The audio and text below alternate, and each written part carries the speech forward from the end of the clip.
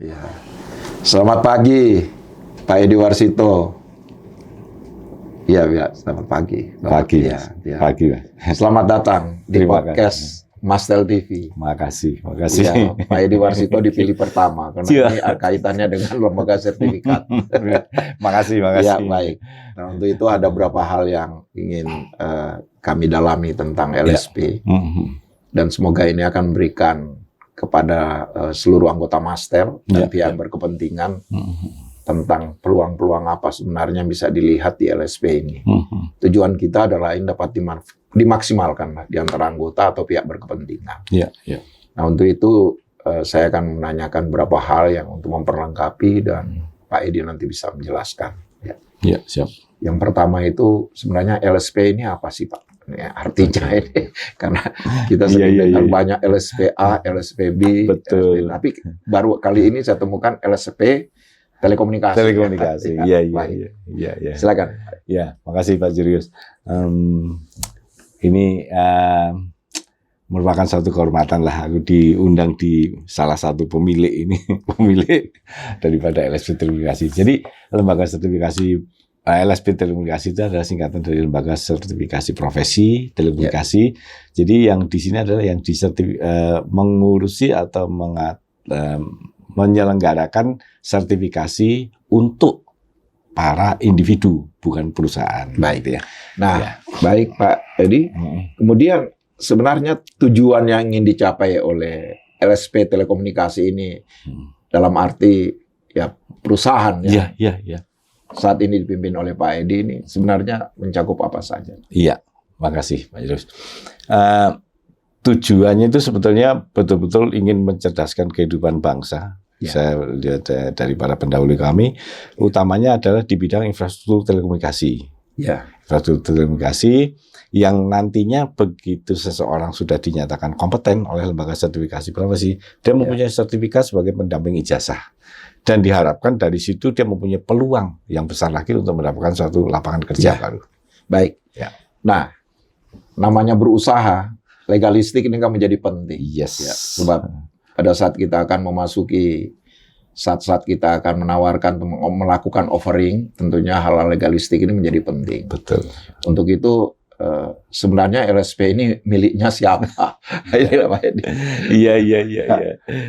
Iya. Jadi makasih Pak Julius. Jadi kita mulai dari BNSP dulu ya, karena pemerintah Republik Indonesia itu mengatur adanya Badan Nasional Sertifikasi Profesi. Itu dibentuk dengan undang-undang.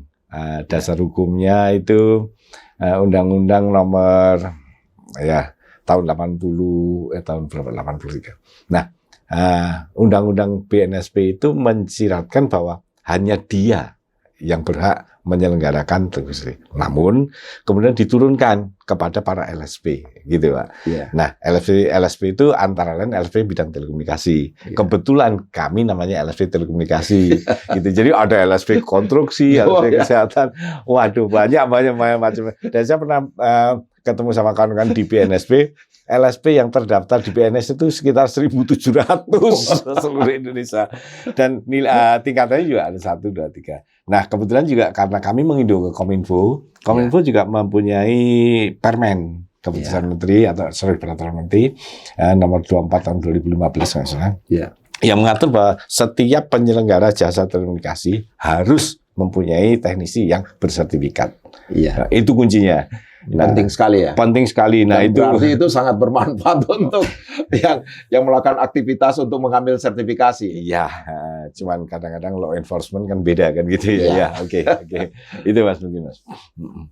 Jadi dari BNSP, kemudian LSP, kemudian kebetulan di sini. Nah, LSP telekomunikasi itu didirikan oleh para stakeholdernya waktu itu, shareholdernya, Mastel, ATSI, kemudian P2Tel, Yayasan Keluarga Besar Postel, Yayasan kemudian ada beberapa swasta lah di sana.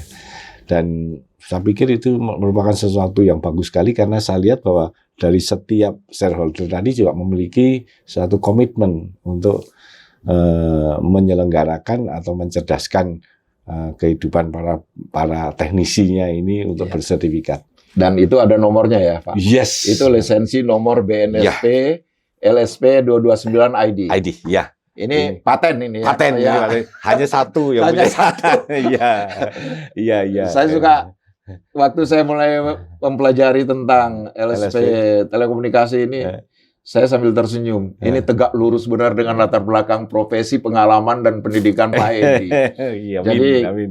Ya, Ya. semoga ini bisa semakin dapat menumbuh kembangkan ya Pak. Nah, Iya. ada hal yang menarik juga Pak. Basis regulasinya itu sangat terurus sekali, berurutan, yaitu Undang-Undang PP, Permen, Kominfo. Iya. Kemudian ada lagi yang agak panjang ini, ya. Kepmen, Iya. Naker Trans RI. Ini kenapa saya titik beratkan di sini sambil saya sebutkan, karena ini ada 6. Iya. Ya, ada 6 bidang ya, 6 Pak, bidang, yang dicakup. iya. Bidang Iya, apa iya. saja itu? Sebetulnya itu sebetulnya 6, memang 6, tapi pada dasarnya itu hanya 3 bidang lah, 3 Iya. bidang, yaitu bidang masalah fiber optik, penggelaran jaringan transmisi fiber optik, kemudian jaringan transmisi satelit dengan VSAT IP, Ya. kemudian jaringan seluler sebagai last mile-nya. Seluruhnya hanya 3 bidang itu aja. Hanya 3 bidang. Sebetulnya kalau kita dari banyak itu, nah kebetulan kami juga mengambilnya tidak secara keseluruhan, katakanlah yang satelit. Kami tidak mengambil skema untuk pengendalian satelit, tidak. Tapi kami mengambilnya di last mile-nya, yaitu VSAT-nya, very small aperture terminal. Jadi kalau sekarang yang dibilang itu hilirisasinya. Yes. jadi last mile diganti last mile jadi hilirisasi. Iya. Baik. Nah, ini kira-kira lingkup sertifikasi mungkin bisa disebutkan karena ini ternyata ada code-nya ini, Pak. Iya. Misalnya bisa disebutkan satu persatu, Pak. Jadi ya, jadi kita punya 22 skema yang berlisensi BNSP. Jadi ke-22 ini berlisensi BNSP, yaitu yang pertama adalah masalah yang tadi saya sampaikan, last mile seluler. Di situ kita bisa menguji katakanlah traffic engineering. Ada yang punya background traffic engineering soalnya. Itu latar belakang jurusan saya itu di tahun 76-78 traffic engineering. Traffic engineering dan kemudian ada mengenai last mile, mengenai radio access network untuk setiap BTS karena penyelenggara seluler itu kan bertumbuh pada BTS yang mempunyai antena kan gitu ya, dengan coverage teknologi kita bisa ngitung itu, kemudian juga signalingnya kita bisa nguji seperti itu karena berlisensi. Kemudian satu lagi adalah masalah yang fiber optik. Nah, fiber optik itu kami melihat bahwa banyak tenaga teknisi fiber optik, apakah itu jointer ataukah itu penyelenggara instalasi dan aktivasi kabel. Ya misalnya saya nggak nyebut merek tapi nyebut aja Telkom lah gitu ya.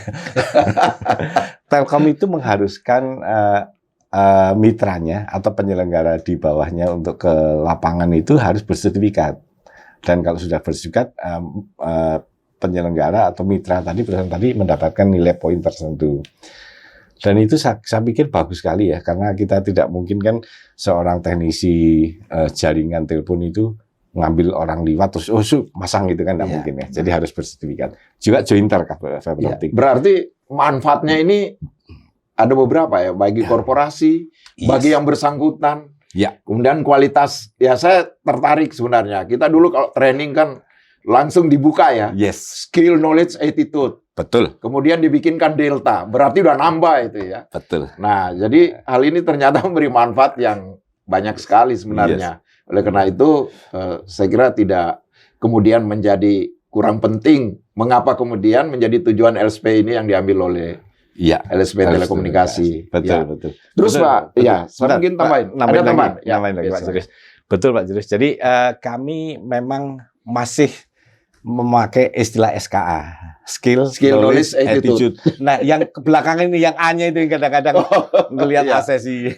Jadi perlu juga kami sampaikan bahwa untuk satu pengujian atau uji kompetensi itu sebetulnya ada beberapa hal yang terkait, yaitu masalah asesi, tempat uji kompetensi, asesornya kan gitu ya. Nah, asesi ini yang mau kita uji kompetensinya ini kadang-kadang skillnya bagus, knowledge-nya bagus. Nah, attitude-nya ini kadang-kadang waduh piye kan gitu ya, kadang-kadang gitu. Dari cara menjawab, cara mengerjakannya dan lain sebagainya itu kita nilai juga. Gitu. Oh, itu termasuk. Termasuk. Berarti ada poin yang penting sekarang diletakkan lah bahwa attitude itu ternyata sangat mempengaruhi skill dan knowledge tadi. Betul. Baik, terima kasih. Kemudian lanjut saya begini. Kalau dilihat bagaimana strategi untuk mencapai tujuan yang dikembangkan selama ini? Ya, makasih. Strategi kami adalah pendekatan dengan para penyelenggara pelatihan. Karena LSP tidak boleh menyelenggarakan pelatihan. Itu dilarang oleh BNSP. Iya. Jadi kami mendekati para pelaku pelatihan yang sudah bersertifikat, katakanlah PBK, pelatihan berbasis kompetensi dari Naker, kan gitu kan. Atau universitas-universitas. Atau kementerian-kementerian. Jadi kementerian itu punya program untuk Indonesia, misalnya fresh graduate-nya, kemudian digital talent scholarship dan lain sebagainya. Mereka mengajak LSP Telekomunikasi untuk ikut di ujungnya. Jadi gini Pak Yuri, ada pelatihan, kemudian ada sertifikasi, kan gitu ya. Setelah lulus pelatihan belum tentu dia akan bersertifikat, belum tentu dia akan kompeten, belum. Karena di LSP itu kami tidak menguji substansi materi pelatihan, tidak. Kami menguji metodologinya. Yang kami uji adalah itu. Dan itu ada checklistnya dari BNSP. Misalnya orang ngidupin komputer itu apa. Nah, tapi kalau dia udah bisa bikin laporan, ya benar kan gitu ya. Gitu Mas. Ukurannya itu ya. Baik. Jadi strategi partnership itu yang. Jadi partnership ya. Iya. Jadi tadinya saya sudah mencoba merancang pertanyaan apakah kolaborasi atau kemitraan. Ternyata spesifik sekali yaitu partnership. Nah, sekarang bagaimana pencapaian ini, Pak Edi? Jadi sampai dengan sekarang tuh kita sudah mensertifikasi 2.100 berapa lupa? 2.100. Ya, sekitar 2.100. Iya, 2.100-an. Dan company-nya berapa itu? Itu tadi kan jumlah peserta orang ya. Iya. Nah, kalau company segitu. Company banyak juga ya. Yang utamanya dari kementerian itu dari Kominfo, kemudian dari Bakti, kami menguji Bakti, kemudian dari operator itu dari seluler itu Telkom juga banyak, banyak dari Telkom Akses, kemudian Telkom Internasional gitu kan, kemudian dari luar juga ada Smartfriend, ada itu, ada, jadi dari beberapa operator ada. Operator kita kan sekarang kan tinggal 5 atau 3 kan gitu kan, hampir semuanya sudah kami sudah, termasuk Indosat juga sudah. Kemudian dari kementerian itu Kominfo, kemudian selain itu dari tadi Pak, para penyelenggara pelatihan yang menginginkan bahwa seseorang yang telah dilatih bersertifikat, karena itu penting banget. Ya, sebagai ilustrasi, saya pernah pergi ke luar, ke Taiwan lah katakanlah. Antara orang Indonesia TKI dengan orang Filipina gajinya beda. Karena yang orang Filipina bisa menunjukkan bahwa dia punya sertifikat yang dikeluarkan oleh negaranya. Kita nggak ada ini, yang ini nih salah. Dengan itu bedanya gaji mungkin sekitar 2.000 $. Berarti ini menyangkut untuk sertifikasi baik untuk bekerja dalam negeri dan luar negeri ya, Pak Edi? Nah, sekarang ini saya masuk lagi ke hal yang paling penting ini. Sebagai yang mewakili pemegang saham ini, Mastel ini, bagaimana harapan Pak Edi untuk agar supaya Mastel bisa mendapat kontribusi, ataukah peran itu lebih kepada peran Mastel untuk mendedikasikan kepada para pihak berkepentingan tadi? Saya setuju yang belakangan tuh, Pak Yuris. Jadi oke lah, untuk di lapangan kami lah ya, operator kami sebagai operator untuk di lapangan oke. Nah, yang kurang barangkali yang bisa perlu ditingkatkan adalah Mastel sebagai suatu lembaga atau suatu asosiasi dari beberapa stakeholder ini, para pemangku kepentingan, bisa mengarahkan lah, quote unquote lah ya, mengarahkan ke kami, wong ini kan punyanya Mastel, jangan ke yang lain. Gitu. Baik, berarti jadi artinya sebagai DPH ya, Mas Edi kan sebagai DPH ya. Berarti harus membangun kembali arah itu ya. Baik, betul. Itu saya kira di nanti ini sebenarnya di hati sanubari Pak Edi sebagai DPH ada hal-hal apa ini yang kemudian menjadi penting untuk dikemukakan gitu ya. Baik. Nah, tentunya begini, Pak. Outlook 2024 bahkan ya saya kira Pak Edi sudah saya kirim buku digital ya. Visi digital tahun emas kita di 2045, katakanlah ada step di tahun 2030. Seiring dengan ini apa kira-kira yang akan Bapak selaraskan untuk mencapai? Ya, makasih Pak Jeris. Jadi gini, saya pikir ada dua sisi yang agak berbeda cara menanganinya. Yang pertama adalah murni bisnis, kan gitu ya. Ya. Satu lagi adalah bagaimana mengikuti tren teknologi, kan gitu ya. Ya. Kalau terus terang harga di kami, ini sudah masalah bisnis ini, itu sudah diprotes segala macam orang, kok mahal katanya. Ya. Saya bilang ya ini ilmu mahal gitu. Ya. Saya tidak mau mengatakan bahwa seperti skema-skema yang lain gitu, Ya. itu mungkin sepertiga dari kami lah nilainya Ya. itu, harganya. Nah kalau itu kan repot ya. Nah mengenai tren teknologi yang akan kami ambil kemungkinan adalah IoT. Terutama AI-nya lah ya, karena masuk di AI ini. Iya, AI-nya mungkin akan termasuk di sistemnya nih. Yes, rencana gitu ya, rencana gitu. Tapi kadang-kadang saya juga bingung ya. Ini LSP telekomunikasi kan hanya nama kan. Iya. Tapi dari kawan-kawan katakanlah dari BNSP mengatakan, "Loh kan itu telekomunikasi," katanya. Iya. Kok bahas masalah belum bahas masalah apa digital. Kemudian jadi LSP digital nah, gitu ya? Karena kebetulan memang ada yang pakai gitu. Kenapa harus ke digital kan? Nah, iya. Oke. Iya. Tapi for whatever lah. Tapi ya seperti saya sampaikan, saya memang sering diprotes, dikritik sama kawan-kawan. Kok mahal bener katanya? Ya ilmu, saya bilang gitu. Ya, tetap dikembalikan pada ilmu ya. Ilmu. Jadi challenging ini. Ini challenging. Berarti 2024 agak berat. Mas Edi Warsito merasa agak berat, tapi ada challenging. Ada challenging. Iya. Kemudian tunggu dulu Pak. Apakah karena nama ini? Ya. Enggak. Sekarang ini ada pandangan, Mas. Iya. Ya, tentang telematika itu sebaiknya sudah masuk ke genrenya digital. Iya. Nah, kemungkinan besar hal ini terjadi karena ini sudah menyangkut tentang hilirisasi digital. Nanti ada di bagian yang lain kami akan bahas juga. Siap. Itu kira-kira bagaimana mengantisipasi ini agar supaya ini survive. Sertifikasi ini kan menyangkut berbagai disiplin ilmu yang berkaitan dengan dunia telekomunikasi, tapi kemudian ada informasi. Ya. Sementara kita ada di telematika. Iya.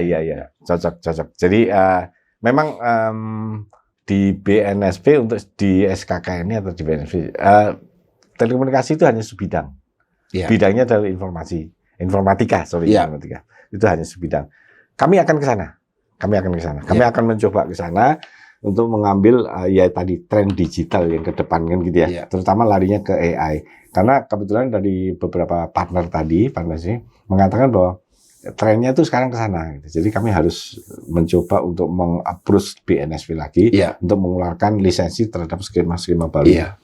Nah itu yang agak perlu perjuangan. Karena begini, 2030 itu ternyata kebutuhan untuk tenaga ahli IT, katakanlah tenaga ahli IT.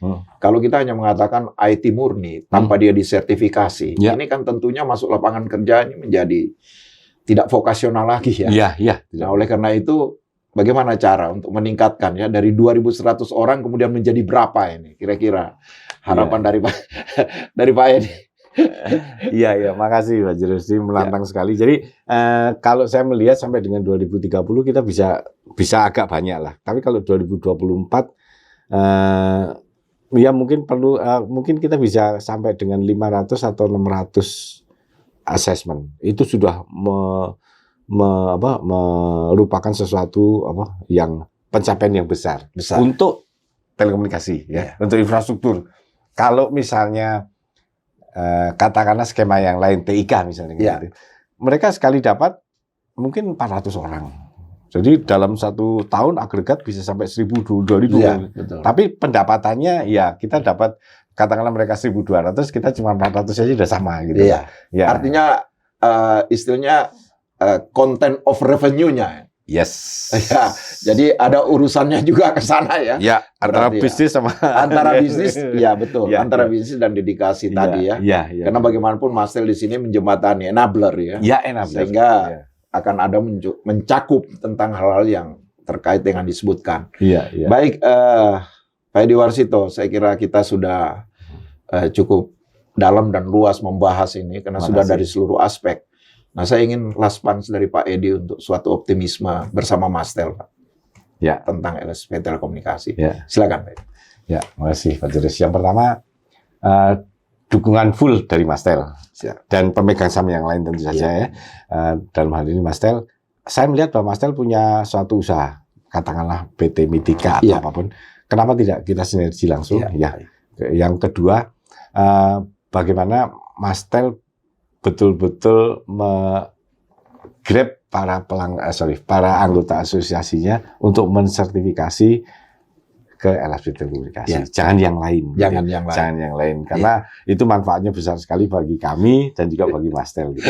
Mungkin itu, Mas. Baik. Sip. Terima kasih Pak Edi Warsito Sama-sama, untuk Mas perjumpaan Julius. kita pada pertama kali untuk podcast Mastel TV. Luar biasa. Kiranya semua harapan kita ini dapat berjalan bersama-sama Amin. dan sukses. Amin. Selamat untuk LSP Telekomunikasi yang Makasih. dipimpin Pak Edi Warsito. Makasih. Terima kasih. Mari. Oke.